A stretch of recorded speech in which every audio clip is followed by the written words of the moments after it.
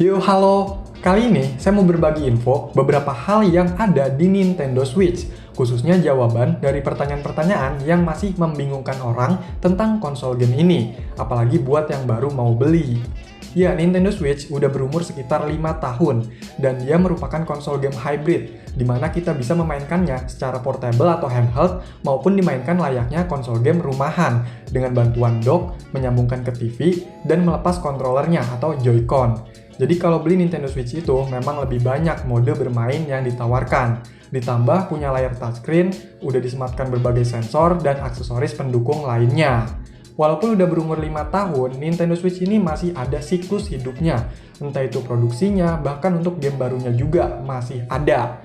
Bahkan, saya pernah lihat diskusi di forum-forum, katanya platform Nintendo Switch ini masih cukup lama life cycle-nya, karena sampai sekarang memang masih banyak peminatnya. Paling ntar rilis yang versi lebih tinggi untuk spesifikasinya kali ya, itu masih prediksi aja sih. Hal penting yang perlu diperhatikan juga, Nintendo Switch ini nggak resmi dijual di Indonesia. Jadi untuk masalah garansinya itu masing-masing toko. Usahakan beli di tempat atau toko yang memang udah menjamin garansinya. Banyak yang tanya tentang gamenya. Untuk saat ini, Nintendo Switch punya game sekitar 4 ribuan judul. Ada game eksklusifnya atau first party, maupun game third party. Game-gamenya juga memang ada yang sama dengan PS4 atau konsol game pesaingnya. Namun, tentunya disesuaikan juga dengan kondisi Nintendo Switch yang speknya memang kurang dibanding konsol game pesaingnya. Jadi ada yang di-downgrade dari gamenya, entah itu grafik dan sebagainya. Terus untuk game ini, apakah semuanya berbayar? Tentunya enggak. Masih ada beberapa game yang gratis bisa di-download dari eShop, yaitu layanan digital buat download aplikasi atau game di Nintendo. Game gratis ini biasanya game-game yang udah mainstream, dan memang game itu gratis. Bahkan ada game yang bisa ditemui di handphone juga, contohnya Asphalt 9, Pokemon Unite, dan sebagainya. Tapi untuk game-game yang sekiranya populer di smartphone, kayak Genshin Impact, Mobile Legends, PUBG Mobile, Free Fire, itu nggak ada atau belum ada. Jadi nggak semua game yang ada di handphone ada di Nintendo Switch ya. Untuk game berbayarnya ini apakah mahal-mahal? Ya memang bisa dibilang begitu. Apalagi untuk game yang first party Nintendo, macam seri Mario, Pokemon, Zelda, dan masih banyak game-game populer Nintendo lainnya. Bisa sekitar 400-800 ribuan harganya. Tapi masih ada juga kok game-game yang murah. Misalnya beli game digital yang lagi diskon, itu bisa diskon sampai 90%. Atau kalau game fisik yang murah, itu game-game yang kurang populer dan terbilang sederhana. Oh iya, karena nggak resmi di Indonesia, layanan-layanannya juga nggak didukung. Jadi kalau misalnya kita bikin akun Nintendo atau eShop, itu jangan pakai region Indonesia. Pakai negara yang memang didukung, contohnya US atau Amerika. Kalau pakai Indonesia, ntar nggak bisa beli dan download game di eShop, soalnya nggak tersedia. Untuk beli gamenya, kita bisa pakai PayPal, kartu kredit, atau yang lebih gampang, beli voucher eShop di beberapa toko online lokal. Perlu diingat juga nih, kalau Nintendo Switch itu udah unlock region, jadi bebas mau main game dari negara atau region manapun. Untuk list game Nintendo Switch bisa dicek di web Nintendo atau wiki yang ada di deskripsi ya. Menurut saya, kalau emang pengen kerasa kerennya Nintendo Switch, silahkan beli game-game yang first party atau populer. Soalnya itu pasti lebih memaksimalkan fungsi dari Nintendo Switch, dapat pengalaman bermain yang lebih kerasa dan pastinya makin asik. Game di Nintendo Switch itu ada yang berbentuk fisik, cartridge, ada juga yang digital, bisa di-download dari eShop. Tentunya ada kelebihan dan kekurangannya masing-masing. Kalau fisik, kita nggak perlu download data-data game yang besar, jadi bisa langsung dimainin. Nggak banyak makan memori internal, terus kita juga bisa jual lagi gamenya ke orang lain kalau udah bosen atau udah tamat. Tapi game fisik ini emang ribet, karena harus dibawa-bawa cartridge-nya. Harganya lebih mahal, dan biasanya kalau ada game baru agak lama dijual di pasaran, khususnya Indonesia, karena harus impor. Kalau digital, dia pasti lebih murah, apalagi kalau ada diskon, terus udah nempel di akunnya, nggak perlu bawa-bawa fisik, enak kalau dipindah-pindah, tapi ya kekurangannya, kita harus download data yang lumayan besar, dan siapkan juga penyimpanan yang cukup, entah itu internal maupun eksternal microSD. Apakah wajib pakai microSD? Ya nggak juga, karena di Nintendo Switch ada internal memori 32 GB sampai 64 GB buat yang model OLED. Apalagi kalau game-gamenya fisik, itu nggak makan banyak memori. Tapi kalau suka koleksi game-game digital yang banyak banget, ya wajib sih pakein microSD. Dari infonya maksimal bisa sampai 2 TB. Di Nintendo Switch ini bisa screenshot pakai tombol capture di bawah D-pad ini, terus bisa screen record juga dengan menekan lama tombol capture ini. Tapi untuk screen recordnya ini cuma bisa sampai 30 detik aja ya. Jadi kalau pengen yang panjang atau lama, pakai alat capture card. Oh iya, apakah dengan Switch ini kita bisa main lebih dari satu player atau multiplayer? Jawabannya bisa.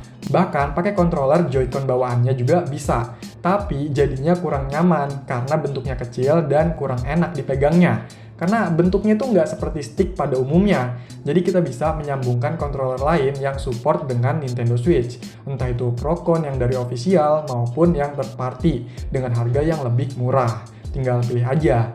Ini bisa disambung sampai 4 controller sekaligus ya.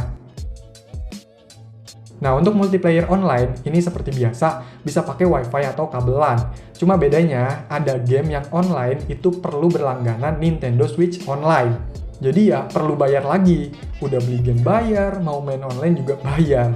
Tapi itu nggak semua game ya.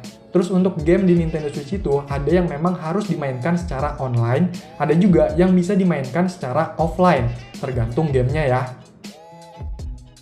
Di Nintendo Switch juga bisa loh mainin game-game dari konsol game jadulnya, yaitu game dari NES, Super NES, Sega, dan Nintendo 64. Tapi fitur ini ada kalau kita udah berlangganan Nintendo Switch Online tadi. Jadi kalau udah berlangganan, kita bisa mainin game-game dari konsol jadul itu, dan udah tersedia banyak game yang bisa langsung dimainkan. Nah, ngomongin model Nintendo Switch itu ada 3 untuk sekarang ya di pasarannya, yaitu reguler, Lite, dan OLED. Kalau reguler, itu ya versi biasa Nintendo Switch. Yang terbagi lagi, ada yang V1 dan V2. Kalau sekarang, yang baru udah V2 semua. Tentunya dengan perbaikan dari yang V1 ya.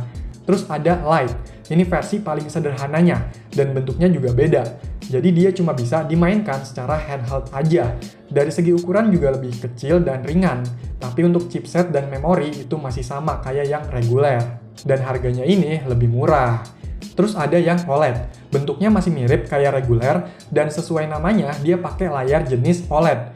Ukuran layarnya ini lebih besar, memorinya juga lebih besar, pokoknya ini yang paling tinggi dan lebih mahal juga.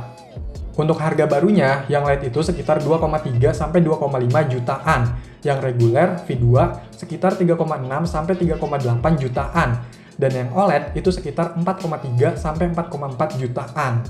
Itu semua untuk harga yang edisi biasa ya. Dan ingat, itu untuk konsol gamenya aja, belum termasuk game. Dari ketiganya itu, gamenya ya sama aja, bisa dimainin. Cuma untuk yang Lite itu ada pengecualian. Untuk game yang perlu docking ditampilkan ke TV, itu nggak bisa. Jadi sesuaikan sama kebutuhan dan gamenya ya. Oh iya, selain model, ada pilihan lagi nih, yaitu OFW dan CFW. Kalau OFW itu original firmware, yaitu menggunakan firmware atau sistem yang original atau official bawaan. Sedangkan CFW itu custom firmware, yaitu menggunakan firmware atau sistem yang udah dimodifikasi. Tentunya dengan CFW ini kita bisa melakukan hal yang nggak bisa atau memang nggak boleh dilakukan di OFW. Contohnya, utak-atik sistem lebih dalam, pasang aplikasi homebrew, sampai membajak game, dan lain-lain. Tapi tentunya ada resiko, seperti kerusakan hardware kalau dipaksa, maupun banned konsol dari sistem Nintendo-nya.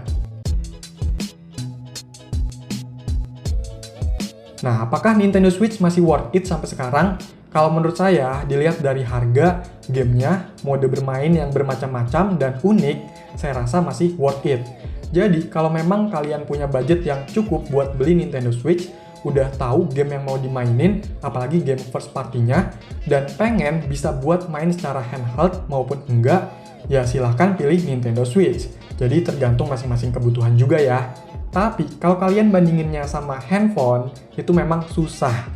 Karena handphone lebih umum untuk sekarang, nggak cuma khusus untuk game, lebih banyak fitur dan kegunaannya. Tapi percayalah, main di konsol game dengan handphone itu rasanya beda. Walaupun di handphone juga bisa mainin pakai emulator dan gamepad ya. cobain deh. Oke, jadi itulah beberapa hal yang bisa saya sampaikan tentang Nintendo Switch. Semoga bisa jadi wawasan dan bermanfaat. Kalau masih ada info tambahan, yuk komentar. Sekian video ini, silahkan di like, share, dan subscribe channel ini. Terima kasih.